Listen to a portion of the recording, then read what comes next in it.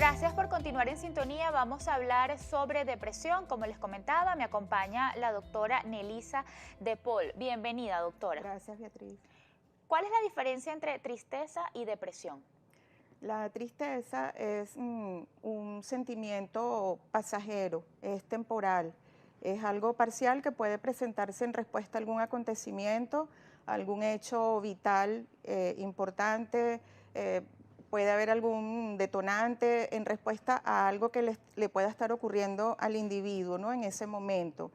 Pero es algo transitorio. En cambio, en la depresión, la tristeza está presente, es uno de sus síntomas, uno de los principales síntomas que nos permite hacer el diagnóstico, y además esa tristeza es persistente y se debe presentar prácticamente todo el día y prácticamente todos los días de la semana, además acompañada de otros síntomas también importantes que afectan el desempeño cotidiano del individuo. ¿Existen distintos tipos de depresión? Sí, las depresiones, según la intensidad y también según la gravedad de sus síntomas, puede catalogarse en depresión leve, moderada y grave. Hablamos de depresión grave cuando ya hay la presencia de ideación suicida o intento suicida, y también pueden haber síntomas psicóticos, es decir, el individuo puede tener alucinaciones, puede tener alteraciones en cuanto a la sensopercepción, que son las alucinaciones, a nivel del pensamiento, que pueden haber ideas delirantes, comportamiento desorganizado, agresividad verbal, física hacia terceros o hacia sí mismo. También, bueno, la depresión tiene múltiples causas y eso, por supuesto, va a determinar también el tipo de depresión. Puede ser reactiva, puede ser en respuesta a alguna situación por la que esté atravesando la persona, puede obedecer a causas médicas y también puede ser netamente como un trastorno psiquiátrico, que es quizás el más frecuente de todos los trastornos psiquiátricos, y que se debe a un desbalance o a una disregulación en los neurotransmisores cerebrales, que son sustancias químicas que, bueno, van a regular en nuestro organismo múltiples funciones y múltiples actividades o situaciones que involucran todos los ciclos vitales. A propósito de esto último que nos comenta, ¿qué parte del cerebro se ve afectada cuando estamos deprimidos? Bueno, básicamente, como decía, todas estas sustancias que son neurotransmisores, cada uno de ellos tenemos acetilcolina, tenemos dopamina, tenemos noradrenalina, tenemos serotonina, y hay regiones específicas del cerebro donde hay grupos de neuronas que se encargan de producir estos tipos de neurotransmisores. Bueno, hay distintas áreas cerebrales que se encargan de la producción de esas sustancias. Bueno, son grupos neuronales que están especializados para producir cada uno de estos neurotransmisores. ¿Es cierto que la depresión afecta más a las mujeres que a los hombres? Y si es así, ¿por qué? Sí, según las estadísticas, las mujeres son más propensas a desarrollar cuadros depresivos y también cuadros ansiosos. Generalmente ansiedad y depresión van de la mano, comparten el mismo origen neurobioquímico. Las mujeres quizás se deprimen más porque son más propensas a desarrollar cuadros ansiosos y por ende pueden desarrollar depresión posteriormente, tienden a preocuparse mucho más. También porque las mujeres, bueno, de un tiempo para acá tienen múltiples roles, desarrollan muchas actividades, son amas de casa, son esposas, son madres, son profesionales o tienen algún tipo de actividad informal. Entonces están sometidas también a mucha presión, ¿no? También lo que significa la educación, la presión cultural, nuestras culturas también las conocemos perfectamente, que pueden influir en que las mujeres también desarrollen más estos cuadros depresivos. Por supuesto que todos los cambios hormonales por los que atravesamos las mujeres a lo largo de todo nuestro ciclo vital, y también muy importante que quizás eso también marca un poco la diferencia. Las mujeres siempre tendemos a consultar más al médico, tendemos a ir más a los especialistas cuando nos sentimos mal. Los hombres son como un poquito menos dados a las consultas, entonces quizás por eso también se reportan menos casos. Pero los hombres también igualmente se deprimen. Doctora, ¿siempre hay un hecho que desencadena la depresión o no necesariamente? No necesariamente, porque en la depresión existen múltiples causas y el componente biológico o heredofamiliar es importante cuando hay antecedentes familiares de depresión. Pero también sí, muchas veces las personas están sometidas a estresores o a detonantes que pueden hacer que esta persona desarrolle cuadros depresivos y más aún, pues si tiene todo, digamos, todo el terreno abonado para eso, ¿no? La parte genética, la edad, el género, si existen comorbilidades médicas y también otras comorbilidades psiquiátricas que pueden ir de la mano con la depresión. Usted hablaba del factor hereditario. La depresión se hereda, un padre que ha sufrido de depresión debe estar pendiente de la salud mental de su hijo. Sí, tiene que estar pendiente y también vigilar o prestar atención también al medio en el cual se desenvuelve ese niño o ese adolescente, ¿no? El tipo de cultura, el tipo de educación, los hábitos que se van creando. También debemos recordar que los niños y los adolescentes, sobre todo los niños, pues copian muchos patrones, copian muchas conductas.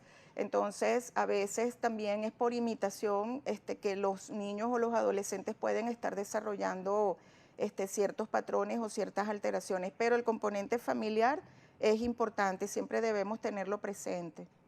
Sabemos que cada caso es particular, pero según lo que usted ve en consulta, ¿la persona deprimida se da cuenta que está sufriendo de este trastorno o generalmente es alguien cercano a un familiar quien ve las primeras señales de alarma?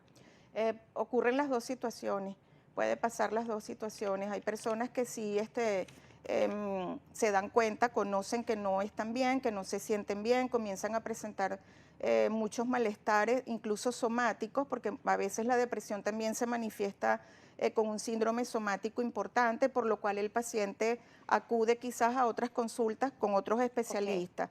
Pero hay también otras personas que no están dándose cuenta de lo que les está ocurriendo, porque no es la típica depresión, ¿no? Hay depresiones también atípicas donde los síntomas son diferentes a los que normalmente nosotros estamos acostumbrados a ver o a lo que se describe. Entonces pueden haber pacientes con irritabilidad, con apatía, con desgano, abandono de sí mismo. Entonces, pues obviamente los familiares comienzan a darse cuenta, son alarmas que se encienden y por lo tanto pues llevan al paciente a la consulta. Pero ambas situaciones se pueden presentar por igual. ¿Existe entonces relación entre la depresión y la salud física? ¿Se puede prevenir la depresión? Sí, la depresión puede prevenirse, bueno, mejorando el estilo de vida, teniendo una dieta saludable, modificando todo aquello que podamos esté en nuestras manos modificar. Por supuesto que también está asociado a algunas enfermedades médicas y a otras enfermedades psiquiátricas. Entonces, si estas enfermedades o estas patologías médicas y psiquiátricas son atendidas oportunamente y son atendidas también de manera adecuada, pues la probabilidad de que el paciente pueda desarrollar un cuadro depresivo también se minimiza, pues es un poco menor. El dormir es importante. Desde que estamos en pandemia por la COVID-19, todo esto le ha cambiado los ciclos vitales a la mayoría de las personas y los patrones o los ciclos de sueño-vigilia también se han alterado de manera importante. Entonces, el dormir es importante porque además de que se cumplen muchas funciones, cuando el sueño se altera, los pacientes son más propensos a enfermarse, no solo médicamente, sino también a enfermarse desde el punto de vista emocional. Entonces, eso los hace más vulnerables a desarrollar cuadros depresivos y trastornos de ansiedad también. Hablamos al inicio del programa de que existen distintos tipos de depresión y cada uno tiene sus características, pero ¿cuáles son esas señales que pueden indicarnos que una persona o que nosotros mismos estamos sufriendo de este trastorno? Bueno, primeramente la tristeza, como mencionábamos minutos atrás, debe ser una tristeza persistente que se presenta prácticamente todo el día, casi todos los días de la semana. En segundo lugar, la anedonia, que es esa falta de interés o de motivación que tiene el individuo por las actividades que normalmente realizaba, que las ha dejado de lado.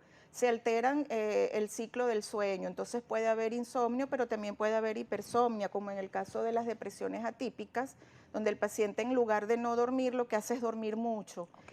También se altera el apetito, puede haber hiporexia con la consecuente pérdida de peso, pero también hay pacientes en las depresiones atípicas que les da es por comer y entonces hay un aumento de peso importante. El individuo también comienza a tener pensamientos de tipo rumiación, como ideas intrusivas, como pensamientos repetitivos que refieren que no salen de su cabeza, que los molestan, como unas ideas obsesivas o unas ideas casi que delirantes. Puede haber sentimientos de minusvalía, sentimientos de culpa.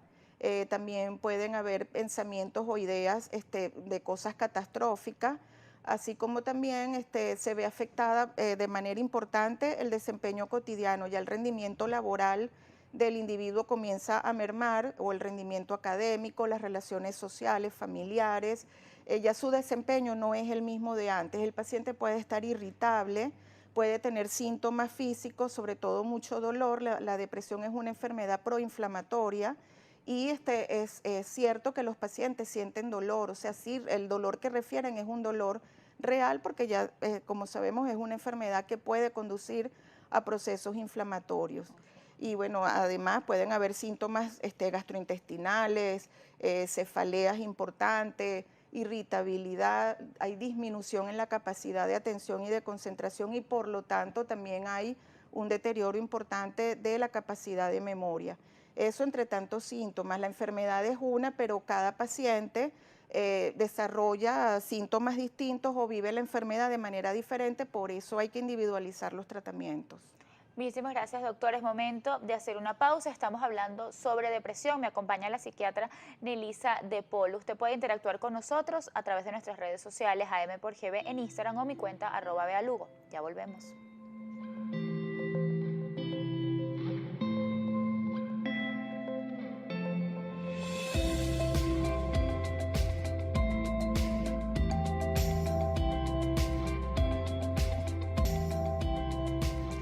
Estamos de regreso en su programa M, hoy hablando sobre depresión. Es momento de escuchar las recomendaciones que nos hace la doctora Delmeyer Alcalá. Ella hablará sobre recomendaciones para los familiares de pacientes deprimidos y para las personas que sufren de este trastorno.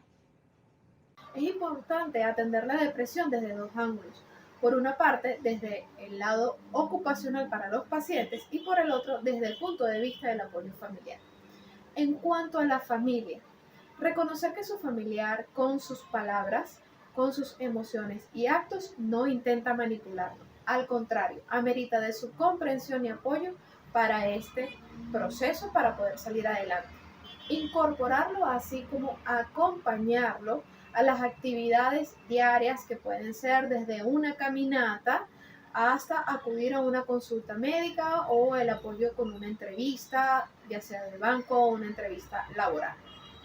Reforzar las habilidades y virtudes que tiene la persona sin comparaciones a cómo era en el pasado o comparaciones con otra persona. Imagínese que usted está sintiéndose mal y eso se percibe más como una crítica que como una ayuda. Sea una persona con quien su familiar puede hablar, con quien su familiar se puede abrir a sus emociones y no una que opina, resuelve o da consejos constantemente.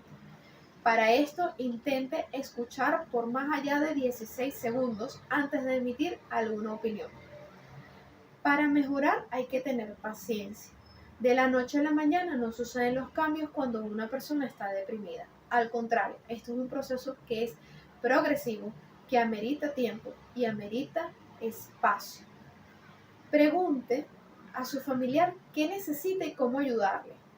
No opine, no realice acciones si antes no haberle preguntado qué es lo que realmente esta persona necesita. A veces actuamos sin reconocer que lo que estamos haciendo es algo para nosotros y no algo para el otro. Asimismo, aunque no existe una fórmula específica o perfecta para cada uno de nosotros en cuanto al manejo de este tipo de patologías, es fundamental para los pacientes que están pasando por un proceso depresivo incorporar algunas estrategias. En primer lugar, se les solicita que siempre salgan de la cama. Aunque no les guste, aunque no les provoque, aunque les cueste, es importante salir de la cama porque esto le indica al cerebro que hay que hacer algo distinto. Y no se queda en la rumiación o en la perseveración de que se siente mal o que el mundo se le está cayendo. Fijar metas durante el día de forma realista. Es decir, yo voy a tener que ajustar mis objetivos día a día, semana a semana, en vez de procurar pensar en dentro de 6 meses o un año tal vez. Evite la rutina de hacer siempre lo mismo. Incorpore los ejercicios como caminatas, actividades al aire libre. Esto le permite a su cerebro la liberación de endorfinas y por tanto le genera una sensación de bienestar. Hay que ser tolerante consigo mismo, refuerce sus virtudes y habilidades y aprenda a pedir ayuda en aquello que usted considera críticas o defectos. Exprese sus emociones con algún familiar que usted considere con quien puede hablarlo. Evite la autocompasión, evite las comparaciones y evite sobreanalizar las situaciones en vez de resolver. Es decir, tome una situación a la vez y vaya resolviéndola poco a poco el tiempo que le lleve. Finalmente, en caso de no padecer depresión o para prevenirla de alguna forma, es importante que hable. Hable de sus emociones, comparta su día a día, salga de la rutina, aliméntese de forma sana, saludable y de acuerdo a sus capacidades y posición económica. Realice ejercicio todos los días o por lo menos 3 veces a la semana. La OMS establece que por lo menos para un adulto deben ser 150 minutos de ejercicio. Dormir de forma adecuada y el tiempo necesario. Aprender a evaluar las situaciones, como ya les dije, de forma objetiva y no desde la impulsividad o desde las emociones negativas. Aprenda a ser usted mismo, a tenerse paciencia, a comprender que estos son procesos poco a poco, que la vida es constante, que hoy a lo mejor nos sentimos derrotados o sentimos frustración por algún evento, pero ya mañana es otro día para intentarlo, otro día para hacerlo mejor. Recuerde, si usted siente que no puede, es importante pedir ayuda, tanto a sus familiares como de manera profesional. Gracias, doctora, por sus recomendaciones. Seguimos acá en el estudio con la psiquiatra Nelisa De Paul. Doctora, ¿la depresión siempre se medica o no necesariamente?